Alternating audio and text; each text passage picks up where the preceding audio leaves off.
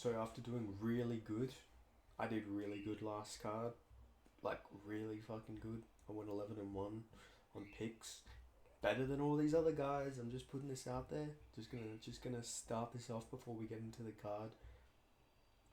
Did better than Lucas Tracy. I haven't even checked Lucas Tracy's picks, but I already fucking know I did better than him. You know, I know I did better than MMA Guru. I'm just putting it out there, guys. Like, I might not have the following, might not have the money, the funding, or anything yet, but my picks, they're just the best. But anyway, we got another card. It's in the Yum Center. It's UFC Fight Night. Imavov versus Jared Cannonier. And I'm here to give you some more good tips. What can I say? I'm probably going to do awful now, but I'm getting a bit cocky. But anyway, we have Puja Tumar versus Ryan Amanda. Now, I'm going to go Ryan Amanda. Nothing against Puja Tumar. She could be really good, but I know, look at her record, and yeah, she's, the people on her record do look good, but like, is Anastasia, like, is that really, like, she really that good? Like, you're looking at her record, it looks like she's beating good people, so it's like, but I don't know if you can really read into these fights, because she's getting all these finishes, which is odd, in my opinion. Like, I don't know, it's just, she's knocking all these women out. Rayanne Amanda, she survived with Denise Gomez, and Denise Gomez is very powerful. She's not someone who goes and gets knocked out. I feel like Tumar is, her way to victory is knockouts.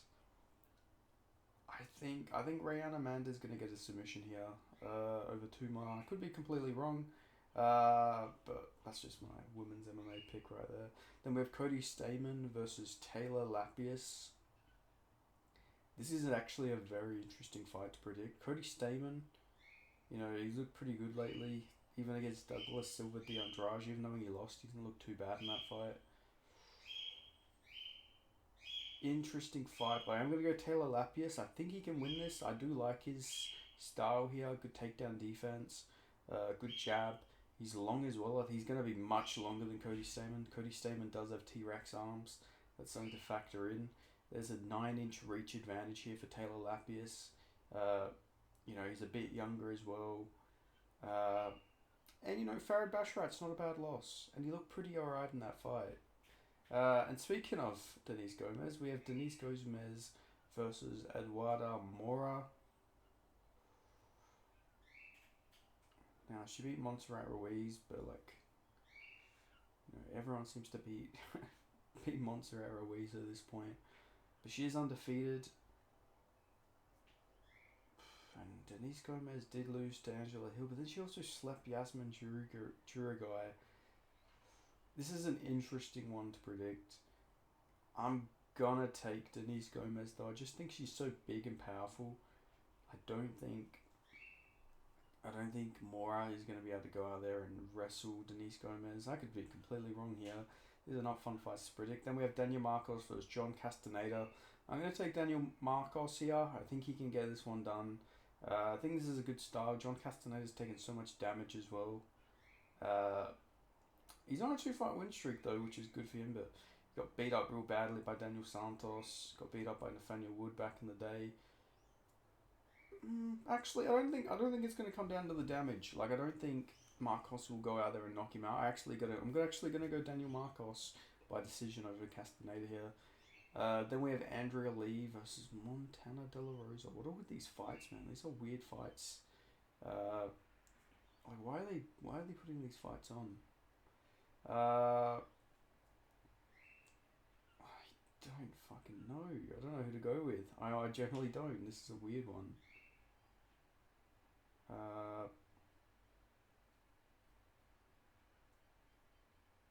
Who's even looking better at this point? Okay, Montana De La Rosa. What has she done lately? I think she lost her last fight to JJ Aldrich. She got destroyed by Tatiana Suarez. Andrea Lee, at least, she's losing to good women fighters, and Tatiana Suarez is a beast as well. I'm not dissing that. But the JJ Aldridge loss is pretty bad there. Andrea Lee sort of got robbed against Macy Barber. Had a pretty decently competitive fight, but did clearly lose to Natalia Silva. Interesting. But you know what? I'm going to go Andrea Lee. I just think the level of competition she's fighting and how she's doing against them is much better. So I'm going to take her in this fight. I think she can beat Montana De La Rosa. Then we have Josh Quinlan versus Adam Fugit.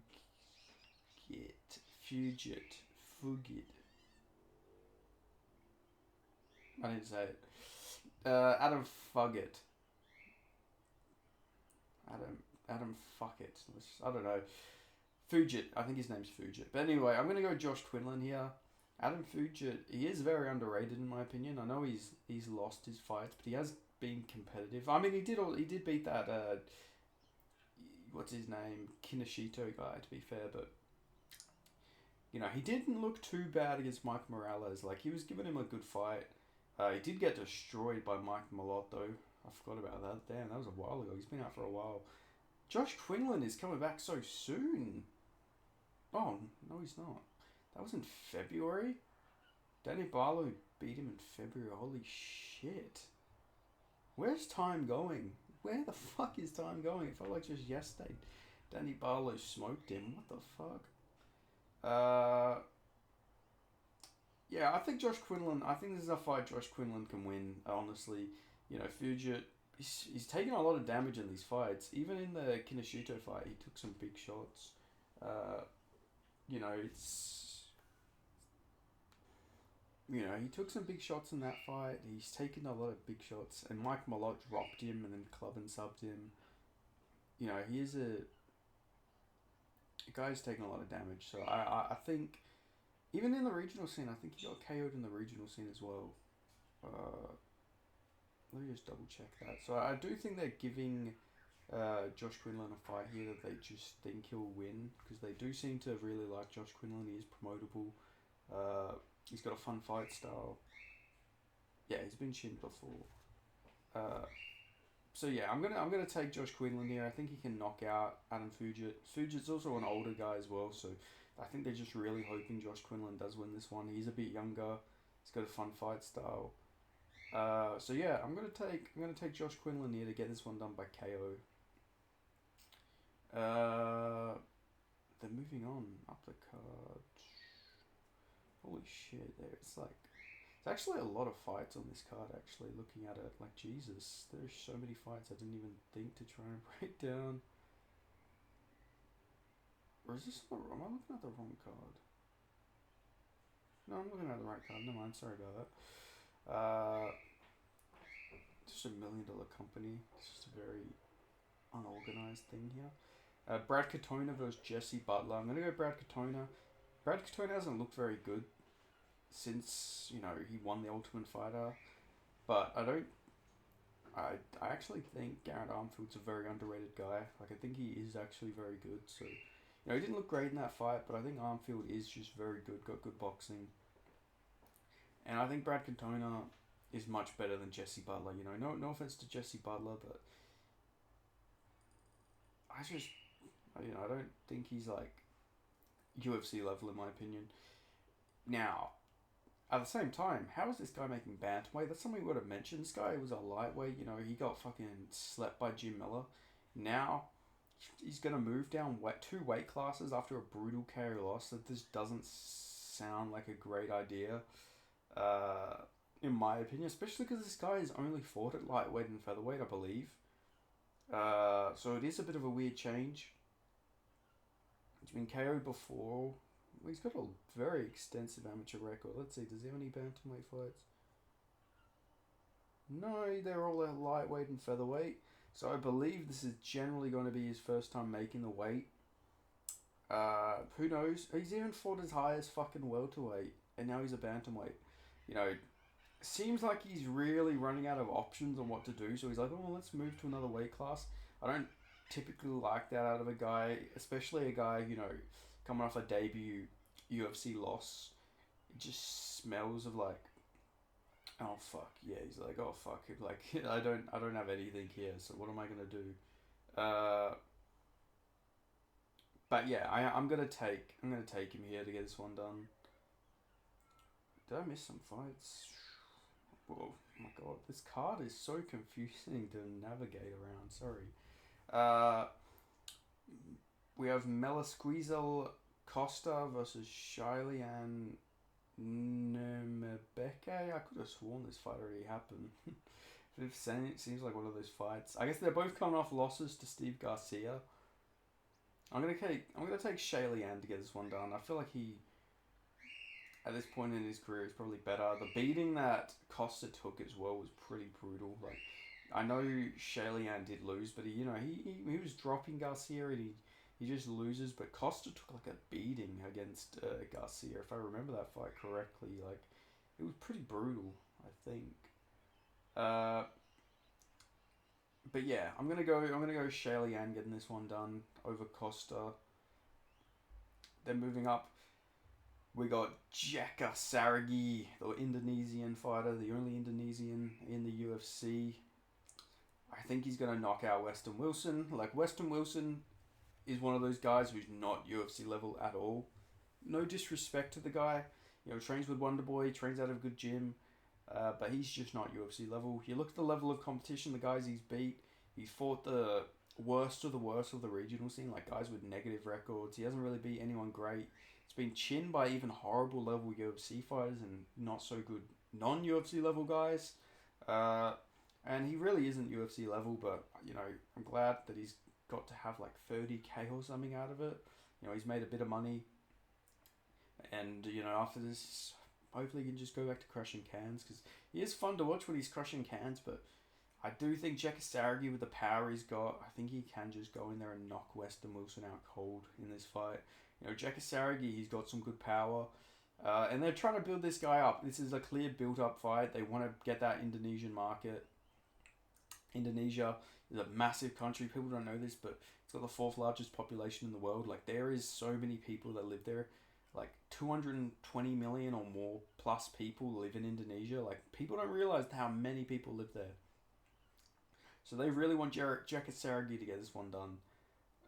Then moving up, we have Carla Judice versus Gabriel Fernandez. Which chick is this again? I think this is the one who had the really crazy fight on Dana White Contenders. Yeah, it is. Okay, she was really fun to watch. That was generally a really fun fight. And Gabriel Fernandez has lost back-to-back fights. You know what? Fuck it. Let's just go Carly Judice by fucking knockout. Just because she's fun. Let's just hope she gets this one done. She is a fun woman's fighter, so I'm rooting for her here. Jimmy Flick versus Nathan Maness. Nate Maness, the legendary Nate Maness. I think Nate Maness is going to get this one done. I like him at this weight class now, that he's not just getting massive fucking Dagestani weight bully guys. And I'm not even like exaggerating. He gets weight bullied by Umar Nurmagomedov, who is definitely much bigger than him. And then he moves down a weight class and gets the biggest fucking flyweight you can get into Gary Ulanbekov. Like, out of nowhere. It's like, well, fucking hell, man. They really hated this guy. But then he comes back and he destroys Mateus Mendoza. And I'm excited to see what he can do against Jimmy Flick, an actual flyweight as well. So this will be interesting to see. It's good to predict this one. Holy shit, how many fights are on this card? Wait, hold on a sec. 1, 2, 3, 4, 5, 6, 7, 8, 9, 10, 11, 12, 13, 14, 15. Okay, I believe the website has completely fucked everything up, because I don't think I've been doing the right. I've been doing the right fights, but like, there is no way there's 23 fucking fights on this card. Hold on, I'm going back to fucking Tapology here. What the fuck? Have I just given away some picks for next week's card? Because like, the UFC, there's 14 fights. So which ones are actually on this card? Okay, Jeka Saragi is absolutely not on this card. I don't know why they put him on there. Okay, sorry. I think I just...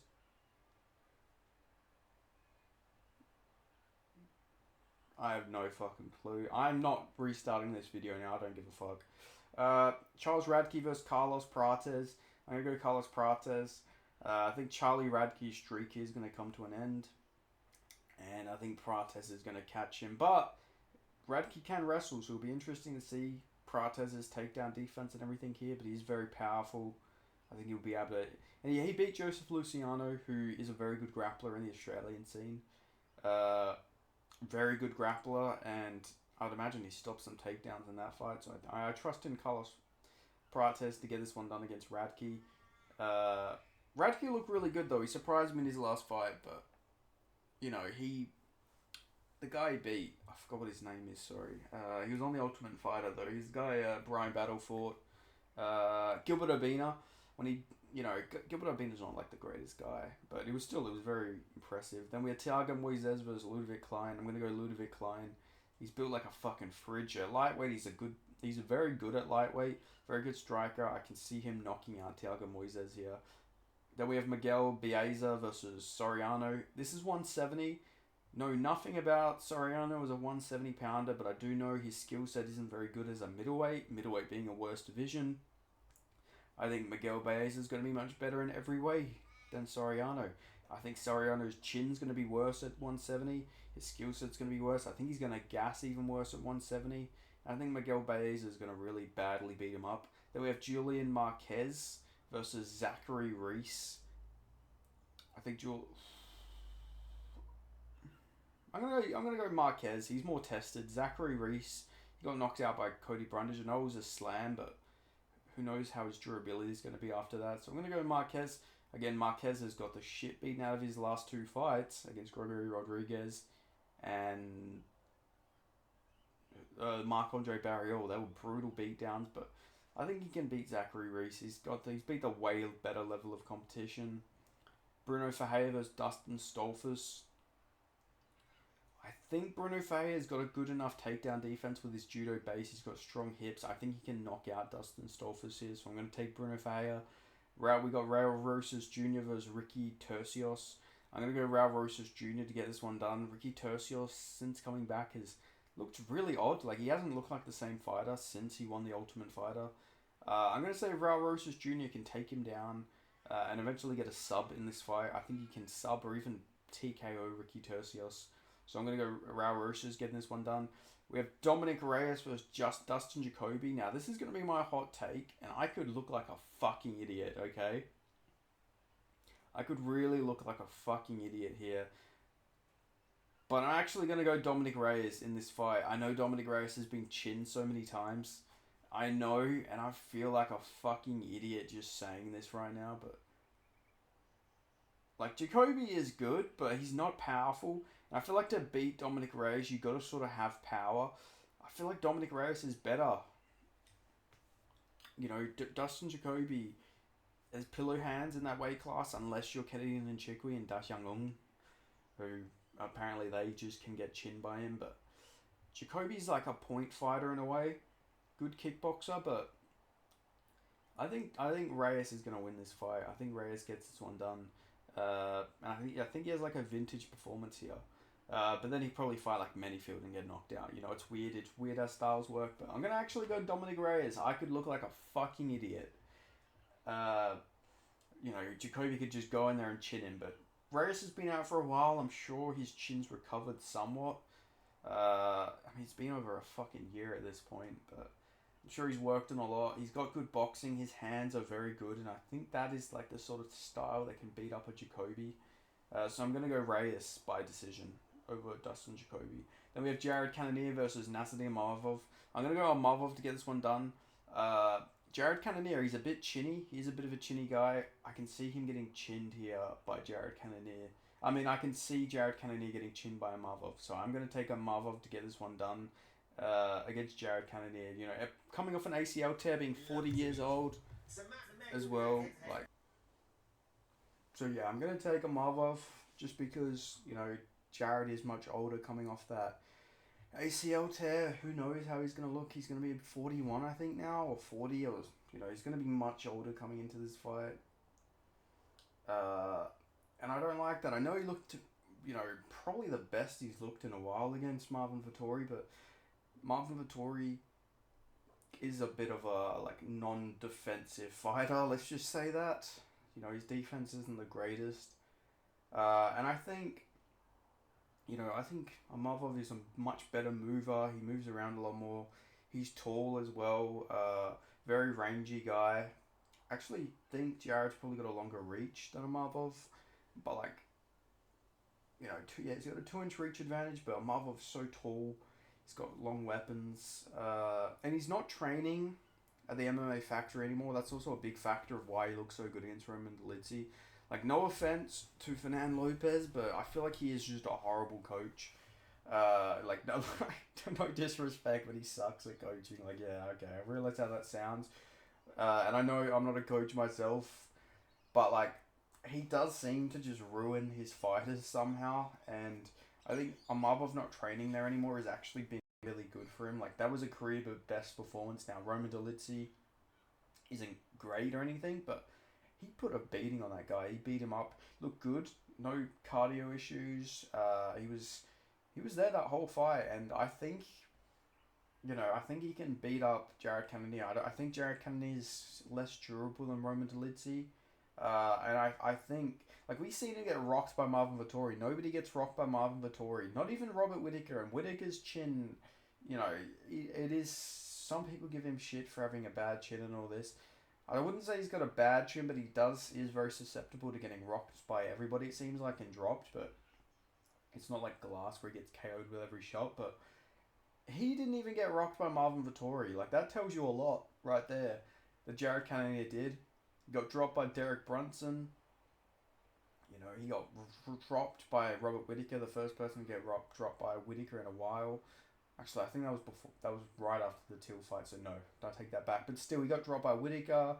Only person who hasn't dropped him is Adesanya. So he's and Strickland, but Strickland did hurt him a few times, and Strickland's not even powerful either. I feel like Imavov is powerful. He is a very technically sound striker, and I think he can hurt and finish Jared Cannonier, because he's like a sniper at there. He's very precise, and eventually I think he's going to catch him on the chin and get this one done. So I'm going to go Imavov to get this one done. But if Jared Cannonier wins, good on him, because he is an older guy. He's a veteran. He is a beast. He's got the power of crystals on him. So it would be cool if he wins, but I just don't think this matchup's very good for him. But he could definitely go in there and prove me wrong. Maybe we get the new Glover Teixeira right here, Jared Cannonier, but I'm going to take Imavov. So yeah, those are my picks. Sorry for the extra picks. As you guys know, some more predictions for next week's card. Because literally, I shit you not, I was going through Tapology, but some fucking Woolworths fucking ad kept popping up, so I couldn't actually see the matchups. But for some reason, for the prelims, for this weekend's card, they've got fucking all these random fights on there. I have no clue why. See, this is the main card. If you guys can even fucking see there. There's Jared Cannonier. And then it's got the prelims. It's got Sunday the 16th of June's card on there. It's what the fuck are we doing here? It's got the Tagir Ulanbekov, Joshua Van, all them fights. It's so fucking random. Why the fuck is that even on there? I really don't know. That's confusing. But anyway, those are my picks. Sorry this video went on long. I'm sure nobody will watch it because people don't want to give me credit for my predictions. Nobody watches my videos even though I'm giving out the best picks. But it is what it is. Yeah, thanks. Sorry for the lack of content. I've been very sick, but I'm a lot better now. So yeah, alhamdulillah. Thanks for watching. I'll see you guys next time. Peace.